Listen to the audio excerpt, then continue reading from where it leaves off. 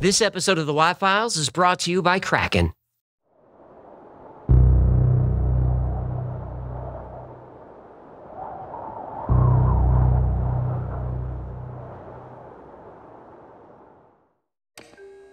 The year is 2030, and the world is a vastly different place.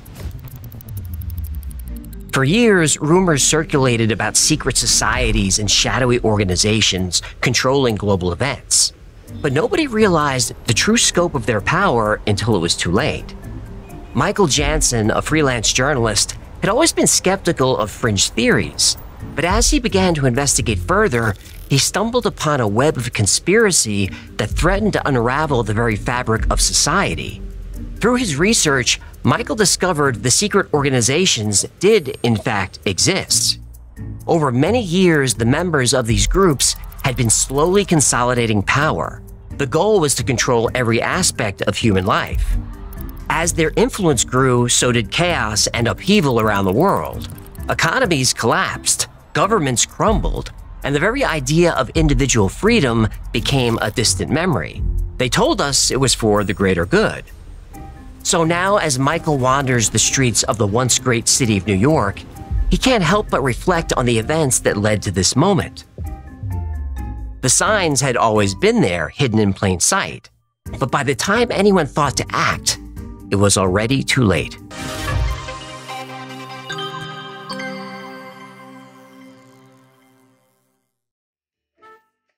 Yeah, I don't really mind it if the tuck wasn't so uncomfortable. Human! Thank goodness! I need your help! It's an emergency! Of course you need my help. That's the only reason you call me. That's the only reason you call me. You know, you can pick up the phone, too. Our relationship goes both ways. Please, I don't like the way that's... No time for chit-chat. I got a little problem. A $25,000 problem. Forget it. I don't have that kind of money. I don't need your stinking money. Can't you see I'm swimming in gold over here? Yeah, where did you get all that gold? Well, let's just say it involved a Russian oligarch, a game of chess, and a whole lot of vodka. You won $25,000 from a Russian oligarch playing chess? Yeah. He thought he could hold his liquor. He didn't realize my bowl is 80% vodka.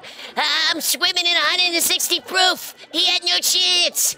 But what do I do with all this booty? Well, I don't know. Diversify your portfolio with precious metals. But where do I keep it?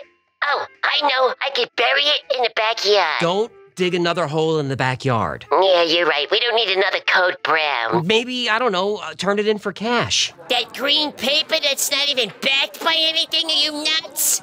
Do I need to give you another lecture on deficit spending and the looming danger of the growing national debt? No, please don't. How about cryptocurrency? Crypto? Oh, I heard stories about fish losing their scales in the crypto markets. That's a little too scary for me. Well, it doesn't have to be scary, especially when you use Kraken. Kraken? Forget it. I met a few of those at a rave last summer. They were a bunch of chads. Not that kind of Kraken. I'm talking about the cryptocurrency exchange. Wait a minute. This sounds like a setup for today's sponsor. It sure is. If you're one of those people looking to get into crypto, or you're simply looking for a better way to trade, check out Kraken. Over 10 million people trust Kraken, and it's easy to see why. Their user interface is incredibly intuitive, no matter if you're an experienced trader or just getting started.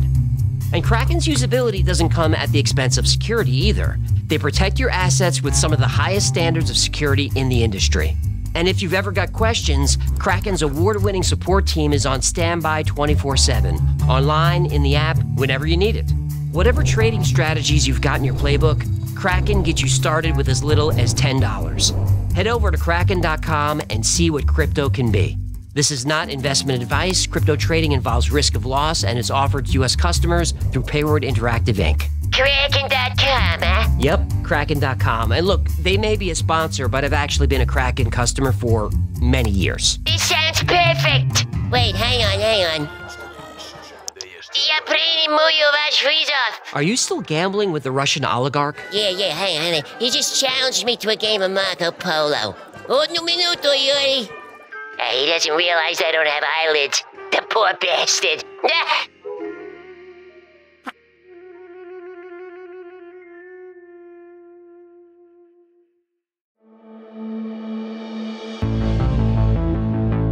A luxurious hotel in the Swiss Alps becomes a fortress. A convoy of limousines delivers world leaders, billionaires, even royalty. Names like Kissinger, Merkel, Zuckerberg, Soros, Gates, the power brokers of the world. This is the annual Bilderberg meeting. Yeah, also known as the Illuminati class reunion. Well, Bilderberg claims it's just a forum to discuss issues concerning Europe and the United States. I don't buy it. Well, a lot of people don't. They don't keep minutes or meeting logs. Press is not allowed. No public statements are made. Members are sworn to silence. Why? Yeah, because when you want to create a one-world government and enslave the human race, it's better to keep that under wraps. Right. That's the theory. The Bilderberg Group wants to create a single global surveillance state with one currency and a compliant media. Well, you can check compliant media off the list. They got that one covered. It is impossible not to reach the conclusion that the non-reporting of these events is anything other than a conspiracy between the organisers and the media. It merely confirms the belief of many that the hidden agenda and purpose of the Bilderberg Group is to bring about undemocratic world government. If you look closely, you'll see hints, if not blatant evidence of this. Major world events often follow Bilderberg meetings. Brexit shocked the world, but Bilderberg discussed it weeks before. The COVID-19 pandemic emerged after talks about China and a stable strategic order. We have a new name for the coronavirus. The World Health Organization has officially called it COVID-19. Climate change is a popular topic at Bilderberg meetings. They want more regulations, a carbon tax, a carbon credit system. Is their concern for the environment genuine, or do they want to reshape the global economy? Yeah, that's a rhetorical question, right? Oh, you don't think they care about How dare you! Isn't that bit getting old by now? Yeah, not to me. I'm gonna make that my ringtone. Social media censorship and the concern for, quote, misinformation intensified post-Bilderberg. Coincidence? Or an intentional way to control the narrative? In 2008, an unusually high number of bank executives attended. Months later, the global economy nearly collapsed. Major news overnight: House and Senate negotiators have reached agreement on a massive plan to bail out imperiled financial markets. Governments spent $15 trillion bailing out banks and corporations. Wealthy executives received bonuses while taxpayers footed the bill. The numbers are in. Wall Street firms are setting aside close to $20 billion for bonuses and compensation benefits. Goldman Sachs, experiencing a spectacular rebound post-government bailout, has already spent nearly $12 billion this year. Did you ever get a thank you note from B of A, Wells Fargo, or Chase? Nope. Yeah, neither did I. All those bankers should be in orange jumpsuits, if you ask me. I agree. Nobody was ever held accountable for that. But cryptocurrencies like Bitcoin emerged in the aftermath of the crisis and changed the financial landscape. Finally, everybody from rich to poor had access to a currency that didn't rely on corrupt corporations, banks, or governments. All you need is a smartphone and an internet connection to set up a digital wallet and start transacting. Cryptocurrency is a transparent, equitable financial system with no centralized control. But it's the exact opposite of the Bilderberg plan. The Bilderbergers support digital currency, except, of course, they want to control it. They say their oversight will reduce crime and streamline transactions. Okay. Artificial intelligence has been a hot topic at Bilderberg. Suddenly, AI development and investment have exploded. Right now, they are considering an investment of $10 billion. This, of course, as ChatGPT is a bit of a talk of the town, if you will. But are these innovations meant to help the public or control it? If Bilderberg wants to create a one-world government, they'll need influential people to execute their plans. They'll need politicians, especially ambitious politicians. Are there any other kind of politicians? Good point. Ambitious people are easy to manipulate, and that's a major component of the Bilderberg Group: recruitment. Recruitment for something even bigger.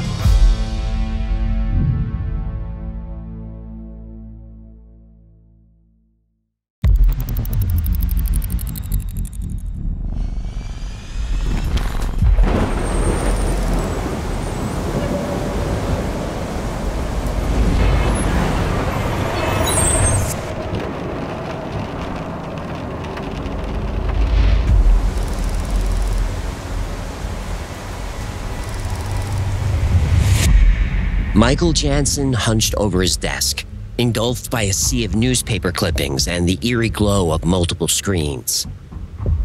His eyes, bloodshot from endless hours of research, darted between fragments of information. As a veteran journalist, Michael had always been able to see the patterns in the chaos of world events. But lately, those patterns started pointing to something far more sinister than he'd ever imagined. The global push for a single digital currency was accelerating. Meanwhile, established cryptocurrencies like Bitcoin were being attacked and maligned with false propaganda. A centralized digital currency called Unity Coin was proposed. It promised stability, security, and regulatory oversight. But Bitcoin was already stable, secure, and regulated. So why did we even need Unity Coin? Well, every transaction made with Unity would be tracked and recorded. Each purchase, no matter how mundane, would contribute to a comprehensive digital profile of the user. Buy a book on civil disobedience? That's logged. Purchase medication for a certain condition? Noted. Donate to a political cause? Recorded. Over time, the records of these purchases would create a very accurate digital fingerprint of an individual's habits, beliefs, and potential actions. The algorithm could predict with terrifying accuracy whether someone was likely to participate in a protest based solely on their digital fingerprint. The implications were chilling. If certain items or patterns of consumption were deemed dangerous to the New World Order, individuals could suddenly be cut off from the Unity Coin system, effectively rendering those people economic outcasts. But the surveillance didn't stop there. Law enforcement agencies could potentially use these digital profiles to justify searches and arrests. If your digital fingerprint were similar to people considered threats to the state, you would be considered suspicious and guilty by algorithmic association. We were told that our civil liberties were being eroded under the guise of security and public health. The recent Global Harmony Act was a big red flag for Michael. As Michael connected these dots, he couldn't shake the feeling that these events were connected, somehow tied to the secretive meetings of groups like Bilderberg, the push for global governance, the consolidation of the media, and even the shifts in education. From grade school through college, students were being subtly indoctrinated to acquiesce to this new world. To Michael, these all seemed to be pieces of a larger puzzle, pointing towards centralization of control. In his mind, he heard the voice of his editor over and over. Stick to the facts, Michael, stick to the facts. But as he stared at his evidence board, red strings crisscrossing between seemingly unrelated events, Michael knew that sometimes the truth lurked in the spaces between the facts, in the patterns that emerged from the chaos. He also knew that sometimes chaos was just chaos. Was he on the verge of uncovering the story of the century? A vast conspiracy that threatened the very foundations of individual freedom? Or was he losing himself in a labyrinth of his own making, seeing connections where none existed? Had he become another one of those, quote, conspiracy theorists? Maybe. Still, Michael Jansen couldn't shake the feeling that he was standing on the precipice of a world-altering revelation. But in a world where the line between truth and paranoia was becoming increasingly blurred, could he trust his instincts? He knew the answer, of course, and it terrified him. Because that answer could change everything.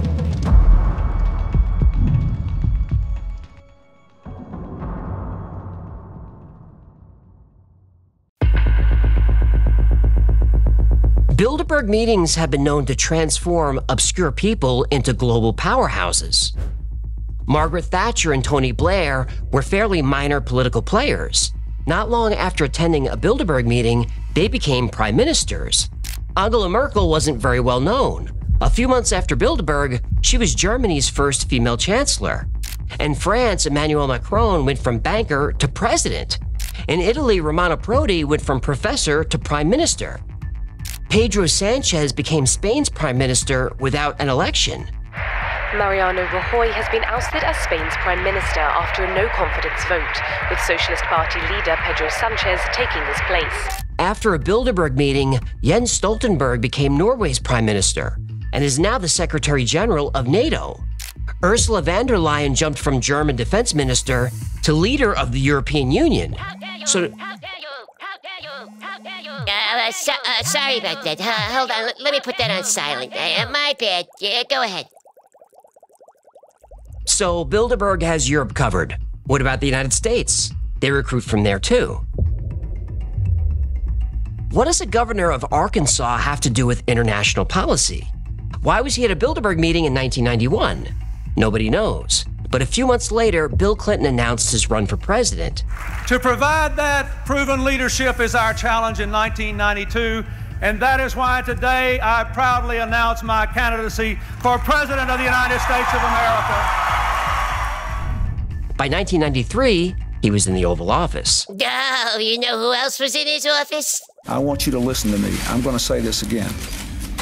I did not have... We don't joke about the Clintons. Fine. Devil with the blue dress, blue dress, devil with the blue dress on. What? In 2008, Barack Obama was in a fierce battle with Hillary Clinton for the Democratic presidential nomination. I did not mention his name. Your husband did. Well, I'm here. He's not. Okay, well, I can't tell who I'm running against sometimes. During the campaign, he attended a Bilderberg conference, which raised questions. Why was this inexperienced politician mingling with the global elite? Nobody knows. But a few months later, he clinched the presidency. Kristen Sinema, a little-known congresswoman, attended in 2018. Then she became a pivotal U.S. senator. This pattern spans decades. Maybe the Bilderbergers simply have an eye for talent. Nope. Maybe these people rose so quickly because they were extremely intelligent and competent. Nope. Or maybe they were handpicked for roles in an even more exclusive, secretive, and powerful organization. Yahtzee. The Bilderberg Group focuses on the United States and Europe. But to create a one-world government, you'll need to influence nations around the world. It's been rumored that Bilderberg is a vetting process, an audition for a role in an organization that nobody really knows about, but has tremendous global influence, the Trilateral Commission.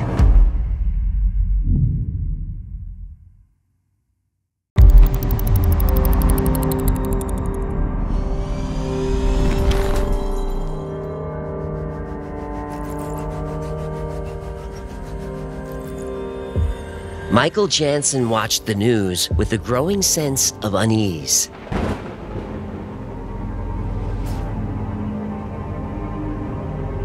In just 2 years, the world had transformed into something he barely recognized.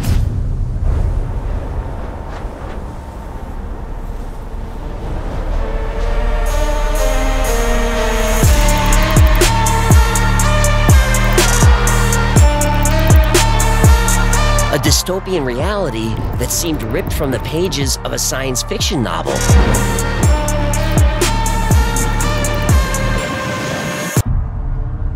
The global digital currency, UnityCoin, was now the dominant form of exchange. Those who resisted found themselves increasingly marginalized, unable to access basic services. National borders, once fiercely defended, were dissolving. The newly formed Global Council now held more sway than the old UN ever did. Michael's investigations into its members had revealed a web of connections to corporate giants and shadowy think tanks, confirming his worst suspicions about the true nature of this New World Order.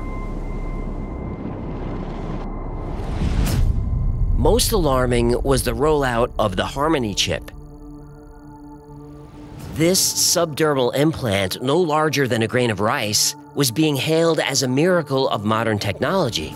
It provided better health and security, where your vital signs were constantly monitored, your location always known, and your identity impossible to steal. Though not mandatory, social pressure to adopt it was intense. Celebrities and influencers gushed about the convenience and peace of mind it brought them.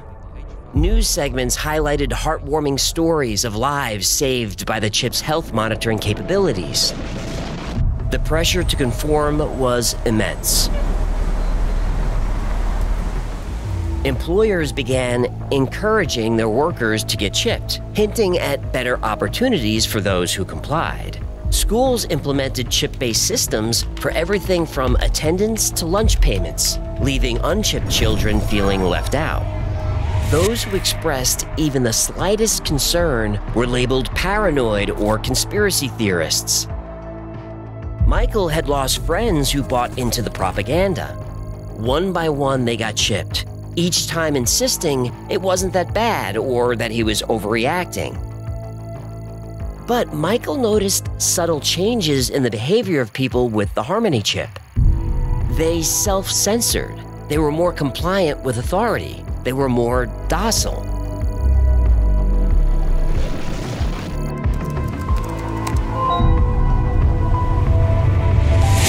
One day, an email from a whistleblower revealed to Michael the true nature of the Harmony chip.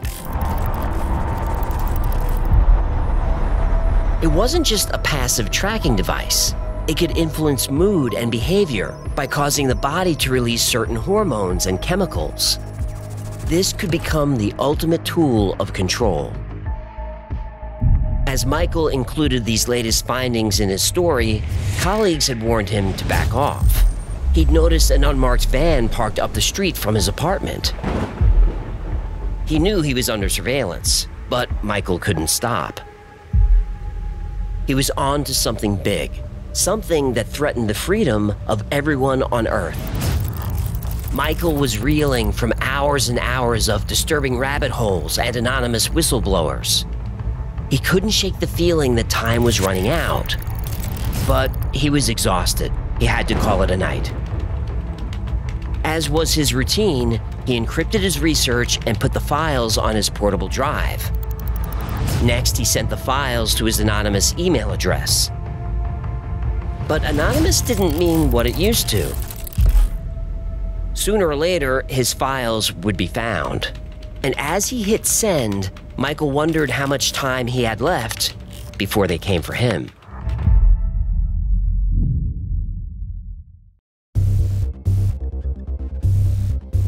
The Trilateral Commission says its goal is to foster international cooperation. But there's evidence of a darker agenda, the creation of a global government controlled by a select few. They've actually admitted to this. The Commission released a report in 1975 stating that the U.S.'s major problem is an excess of democracy. What, they said we have too much freedom? Yep. They said the United States government should be more centralized and given more power. So, what's happened to the U.S. government since then? It became more centralized and was given more power. Uh-huh. To create a one-world government, you need to remove borders and erode national sovereignty. The Commission believes nation-states are outdated. Governments could solve problems more efficiently through integration and interdependence. The European Union has the Commission's fingerprints all over it. Let me ask you something. Do lizard people leave fingerprints? I am not a lizard. The Trilateral Commission wants free trade everywhere. Why?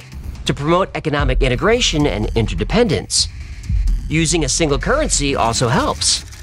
Created in 1999, the euro is now the official currency of 20 countries and accepted in 13 more. Trilateral Commission members and associates also have their fingerprints all over the 2008 financial crisis. Here are some key players: Robert Rubin, Timothy Geithner, Henry Paulson, and Lawrence Summers. All former bankers and hedge fund managers, and U.S. Treasury secretaries. Plus Ben Bernanke and Paul Volcker. Both were chairmen of the Federal Reserve. By the way, a few of those same men orchestrated the bailout. Hang on. What? Bankers came up with a plan to fix the problem they caused. Yup. And the banker solution was to give the banks billions of dollars? Trillions. Nobody saw a problem with this. They said it was necessary to stabilize the economy.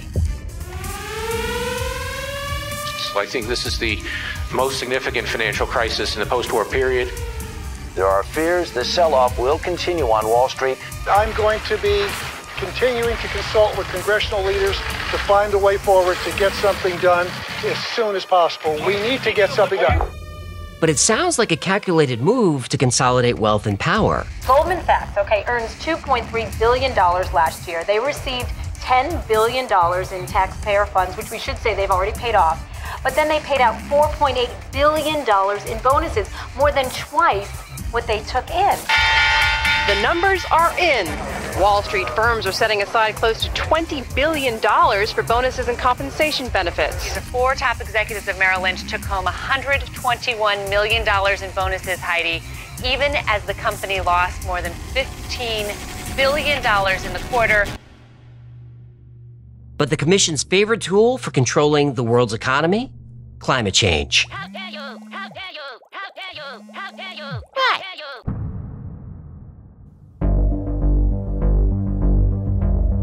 They proposed a solution: carbon credits.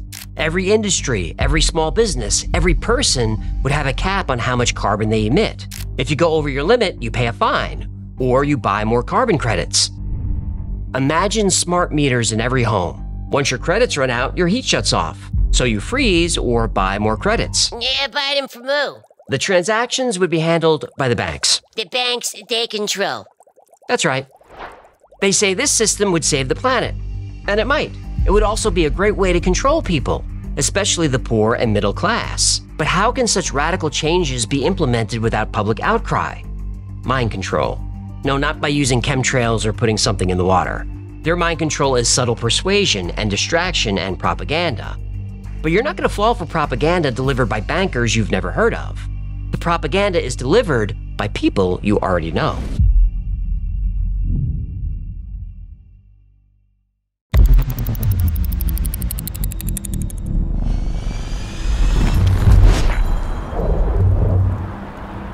Citizens, if you are not chipped, you aren't just hurting yourself, you're hurting everyone around you. It's for your safety. Get your chip today. Get your chip today.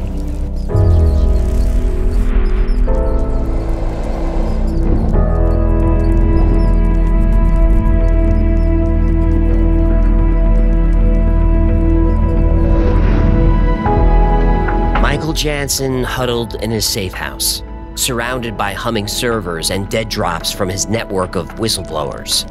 The world outside had become almost unrecognizable. The Harmony chip was now everywhere. The unchipped were outcasts. Without the chip, life was difficult. You couldn't enter a store, board public transport, or even access your own home without the chip signal. Healthcare was off limits, and finding employment was impossible. The chip had become your identity, your wallet, and your key to society. Michael had gone off-grid to avoid it, relying on a shrinking circle of trusted allies. The chip's true purpose, total surveillance and control, was clear to him now. But even as others realized they were being tracked, they were willing to give up their privacy. Living with the Harmony chip was just easier. Besides, if you weren't doing anything wrong, what did you have to fear? And people could be tracked in other ways. Cryptocurrency was once seen as a tool for financial freedom, but no longer. The Global Council had co-opted blockchain technology to create the Unity coin. And, as predicted, every financial transaction was logged and scrutinized. A few people still use decentralized cryptocurrencies like Bitcoin, but no mainstream product or service could be purchased with anything but Unity. Sure, Bitcoin kept its promise, a truly peer-to-peer electronic cash system free from the control of any central authority. But what good is it if no merchant would accept it? Nations had all but dissolved, replaced by economic zones governed by AI algorithms. These algorithms helped promote the Global Council's agenda, but AI did more than promote policy. It enforced it. Dissent was now classified as a form of mental illness, Those who spoke out against the council were removed from society for their own safety. But Michael had actual hard evidence, and it was damning. He traced the connections from Bilderberg to the Trilateral Commission to the Council on Foreign Relations. He had proof of how they architected this New World Order over decades. The truth had to come out. But publishing was nearly impossible now. All media was centralized. But there were corners of the internet still hidden from the council. Places where dissenters communicated through encrypted message boards on the deep web. He knew they would get the word out. As he put the finishing touches on his 5-year investigation, Michael felt a mix of pride and terror. He knew the risks. He knew releasing this information could, and probably would, cost him his life. It didn't matter. This was bigger than just one man. Tomorrow, he would release everything. The world would finally know the truth.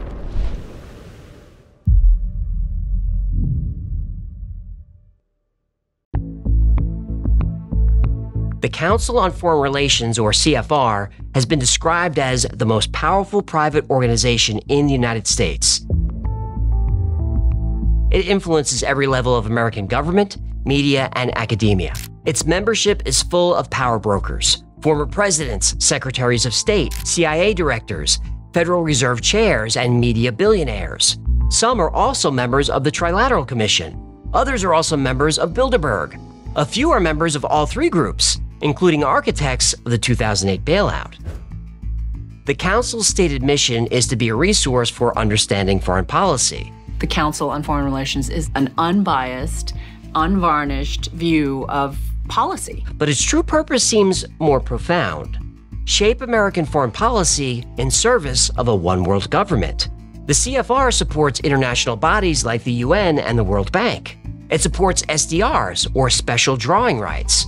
SDRs are a universal currency. IMF members have access to unconditional liquidity. Unconditional liquidity. The CFR exists, the Trilateral Commission exists, and it's a, quote, conspiracy of ideas. This is an ideological battle. Some people believe in globalism, others of us believe in national sovereignty. Like Bilderberg and Trilateral, CFR promotes free trade that benefits multinational corporations. They push for military interventions that serve the interests of the military-industrial complex. On my orders, coalition forces have begun striking selected targets of military importance to undermine Saddam Hussein's ability to wage war. These are opening stages of what will be a broad and concerted campaign.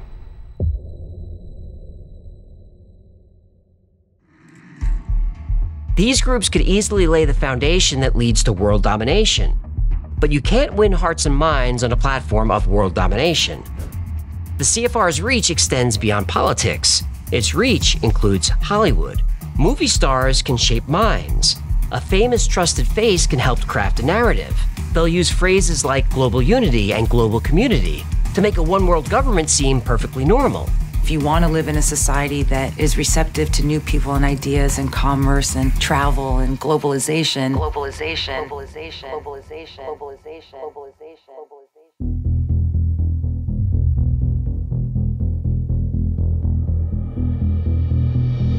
Why is George Clooney so political? He's a member of the CFR. How did Angelina Jolie get so involved with the UN and their humanitarian missions? She's a member of the CFR.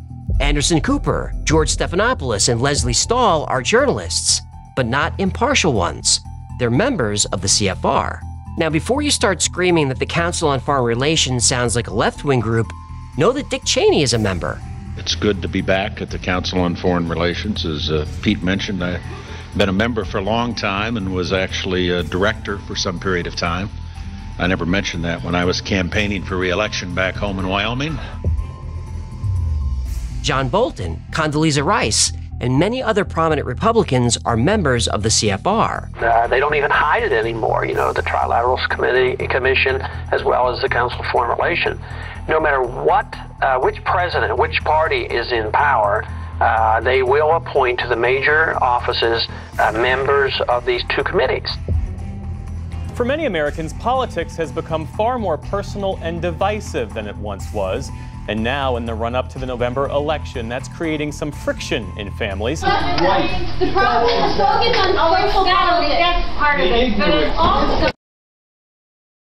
Stop fighting about politics. That's distraction. Using celebrities? That's persuasion. Watch these people closely. Don't let them distract you. Don't let them persuade you. They're following orders, whether they know it or not.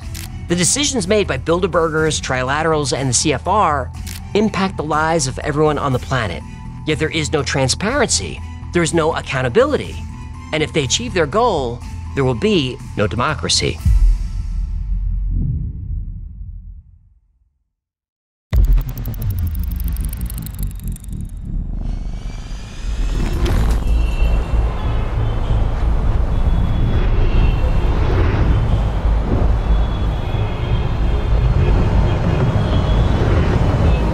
Michael Jansen shuffled through the puddled streets of New York City. He turned up his collar against the biting wind. This once vibrant metropolis now felt like a ghost town. The towering skyscrapers looked old and tired. Streets were nearly empty. But the skies above were not. Surveillance drones kept a close watch on everything below. Billboards, once used for advertising, now flashed the latest government directives. It had been 2 years since he'd released his expose, and 1 year since the Great Reset. Michael hated that term. The reset was just the final consolidation of power by the global elite.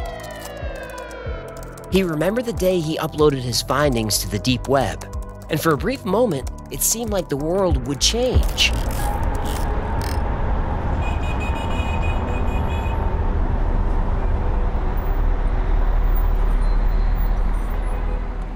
His evidence gathered over years proved the connections between the Bilderberg Group, the Trilateral Commission, and the Council on Foreign Relations. He'd exposed their role in the creation of the Unity coin currency, the implementation of the Harmony chip, and the formation of the Global Council.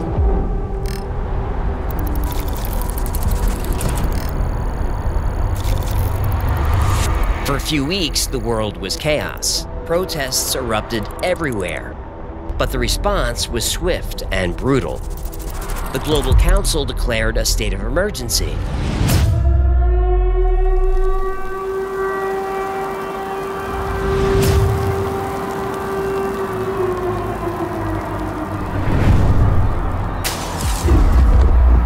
Curfews were implemented. Stay-at-home orders were enforced. Dissent was criminalized.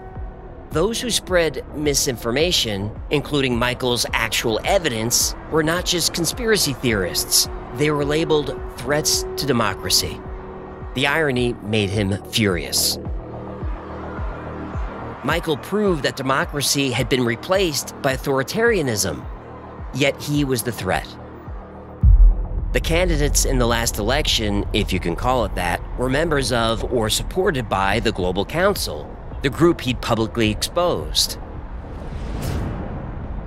The illusion of choice remained, but the outcome was predetermined. Michael's wristband buzzed. He glanced at it as it changed from purple to orange, and then he sighed. His social credit score had dropped again. He needed to be careful. Once your score dipped below a certain level, you were taken to a re-education facility. This was, as always, for your own safety. Michael's stomach growled. But without the Harmony chip, no restaurant would take him. The only place he could find a hot meal and a bed was St. Mary's, one of the few churches left in New York.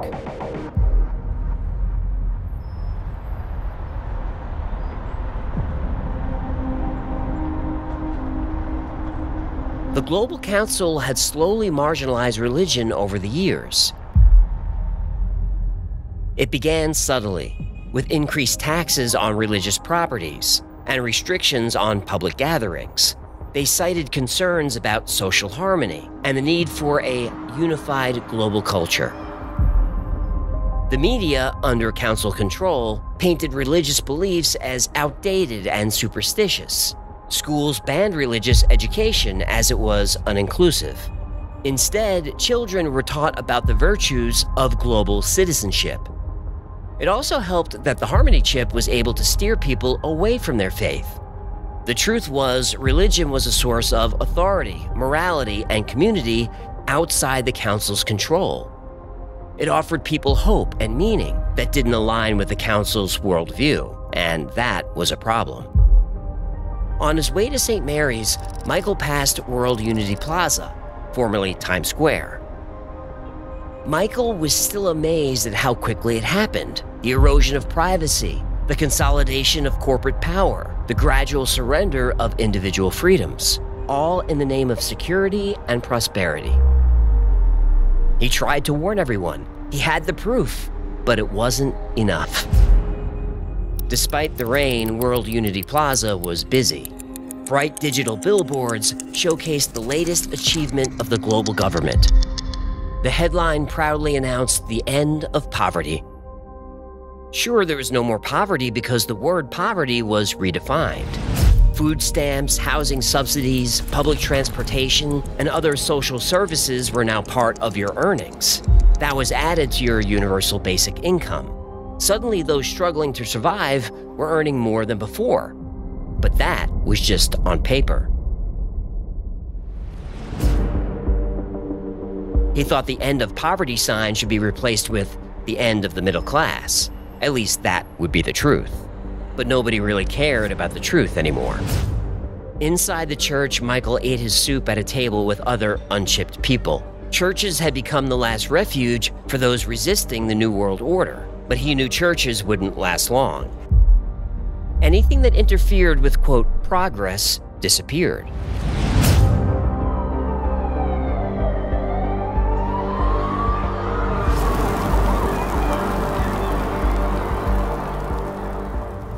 Michael sounded the alarm and presented his evidence, but it only accelerated the elite's plans. Now, all he could do was try to survive in this illusion as an outcast. Sure, he could instantly improve his life by getting the Harmony chip, using Unity Coin, and raising his social credit score. That's all he had to do to live comfortably. He just wasn't willing to pay the cost. The entire world was given this choice, and they made it. They chose comfort and security.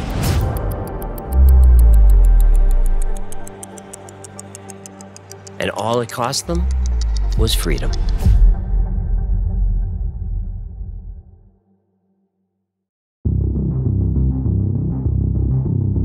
Today's story paints a dark picture of a world controlled by secret organizations. But how much of this is true? Yeah, I'm pretty sure all of it is. The Bilderberg Group, the Trilateral Commission, and the Council on Foreign Relations exist. Their members hold powerful positions in government, corporations, and international institutions. Their meetings often coincide with significant global events. Still, a leap to a new world order is a big one. That said, we can't dismiss the idea entirely. Their lack of transparency and concentration of power is a problem that leads to corruption. Members bounce from government to media to think tanks and back again. How can an anchor report the news honestly if their last job was at the White House? They can't, and they don't. Look, cable news isn't news, it's entertainment. Left or right, it doesn't matter. They don't tell you the truth. They're paid to regurgitate propaganda coming from corporate and political leadership. Who may or may not actually be lizard people. They want you to argue with your family and your neighbors. While you're on Facebook or Twitter bickering over politics, you're not really paying attention. But here's a little secret. The people within these powerful groups, regardless of party or ideology, don't hate each other. They work together. They push for centralized global power and interventionism. Interventionism means war, by the way. They say their policies will bring prosperity and stability, but all we've seen is rising inequality and war after war. Their policies have failed. Yeah, their policies brought prosperity and stability to their offshore bank accounts. That's true.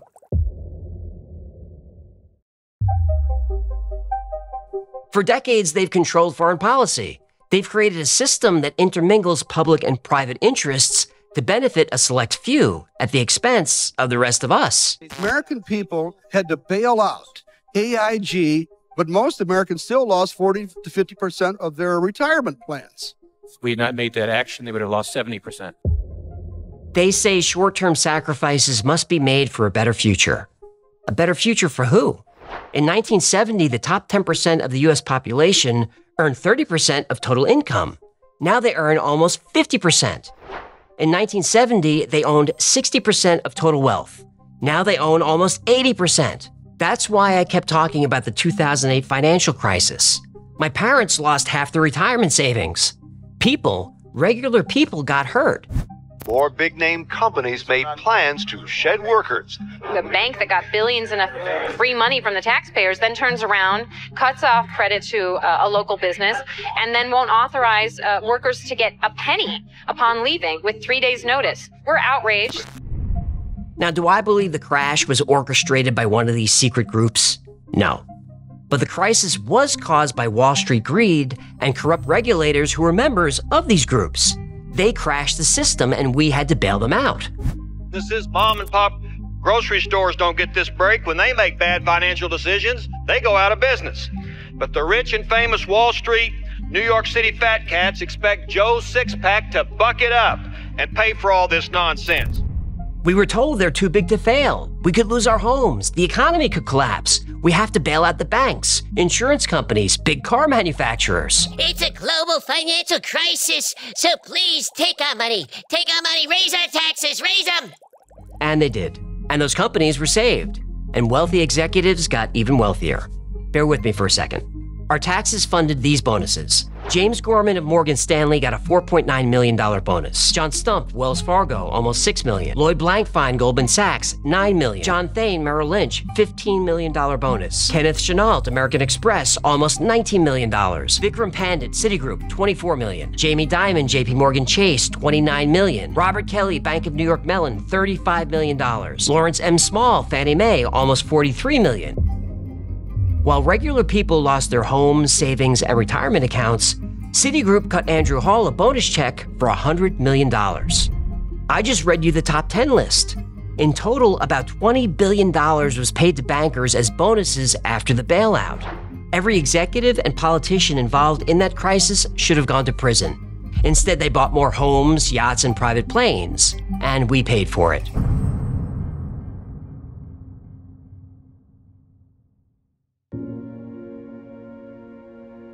The Bilderberg Group, the Trilateral Commission, and the Council on Foreign Relations have real power over your life.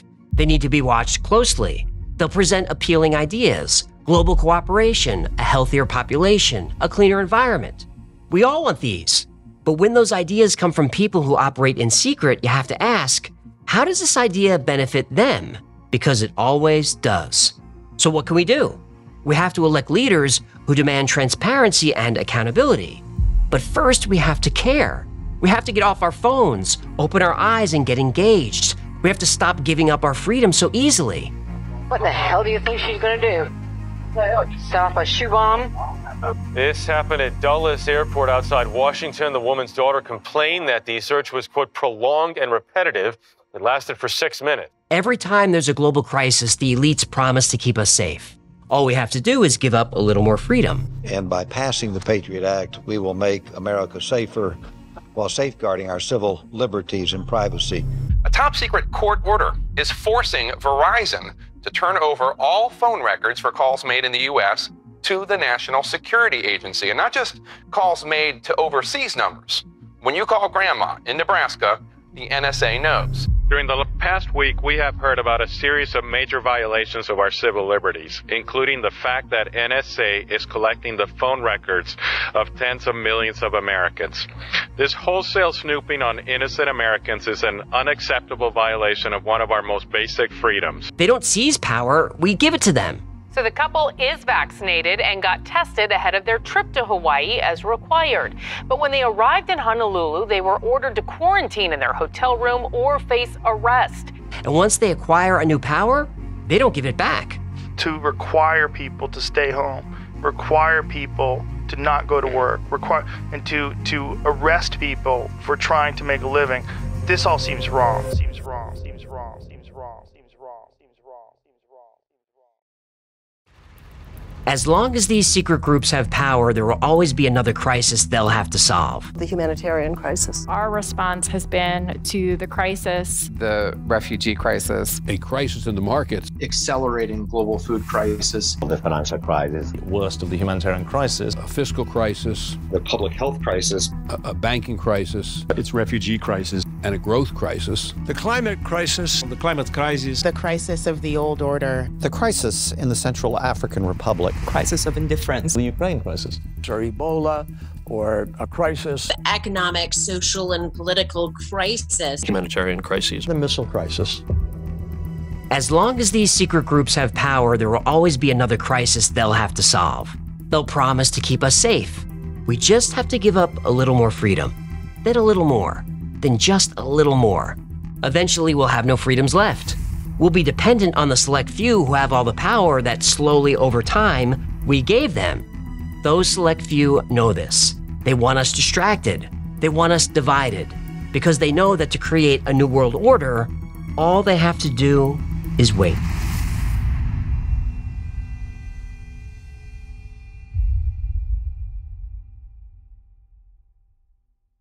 Thank you so much for hanging out with us today. My name is AJ. That's Ecclefish. Taxes are theft. Audit the Fed. Fear the Crab Cat. Thank you and good night. This has been the Y-Files. If you had fun or learned anything, do me a favor, like, subscribe, comment, share. That stuff really makes him happy. And like most topics we cover on the channel, today's was recommended by you. So if there's a story you'd like to hear more about, go to theyfiles.com/tips. And remember, the Y-Files is also a podcast. Twice a week, I post deep dives into the stories we cover here on the channel, and I also post episodes that wouldn't be allowed on the channel. You know what? This one might be one of them. We'll find out. Anyway, the name of the podcast is called, wait for it, The Y-Files Operation Podcast, and it's available everywhere. Now, if you need more Y-Files in your life, and not everybody does, some people get too much, but if you need more, check out our Discord server. There are thousands of people on there 24/7. They're into the same weird stuff we are. It's a great community, really supportive. It's a lot of fun, and it's free to join. If you want to know what's going on with the Y-Files at any given time, check out our production calendar. It's at theyfiles.com/cal. There we post our episode schedule, upcoming podcasts, live streams, all that stuff. Special thanks to our patrons who made this episode happen. If it wasn't for you, there would be no Y-Files. So every episode is dedicated to you. I'm really proud of the community that we've built, and you should be too. It is the best community on the internet. And I could not do this without your support. So from my heart, thank you. If you'd like to support the channel and join this amazing community, consider becoming a member on Patreon. For as little as $3 a month, you get access to perks like the videos early with no commercials, access to merch only available to members, plus you get 2 private live streams every week just for you. The whole Y-Files team is on the stream, and you can turn on your webcam and ask a question or talk about anything you like. I think last week I did a live stream for 4.5 hours. They're not always like that, and that one was weird, but it was a lot of fun. I think it's the best perk that you get for being a Patreon member. Another great way to support the channel is grab something from the Y-Files store. Grab a Hecklefish t-shirt or one of these fistable mugs that you stick your fist in, along with a delicious beverage of your choice to enjoy either hot or cold on a wonderful morning, or a hoodie with my face on it, or one of these squeezy talking animal Heggle toy, talking fish style toys. Those are the plugs, and that's going to do it. Until next time, be safe, be kind, and know that you are appreciated.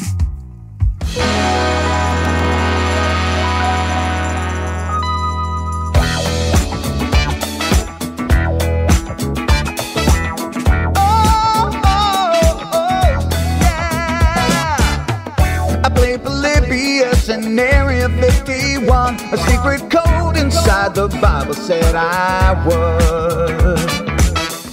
I love my UFOs and paranormal fun, as well as music, so I'm singing it like I should. But then another conspiracy theory becomes the truth, my friends, and it never ends. begins. No, it never ends.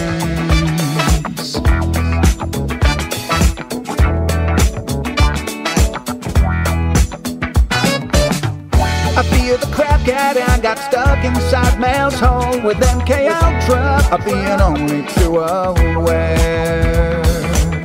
Did Stanley Kubrick fake the moon landing alone on a film set, or were the shadow people there?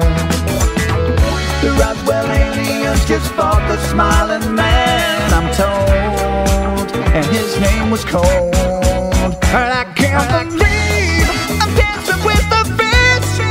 Head to fish on Thursday nights with AJ2, and the Wi-Fi's helping me all through the night. All I ever wanted was to just hear the truth, so the Wi-Fi's on repeat all through the night.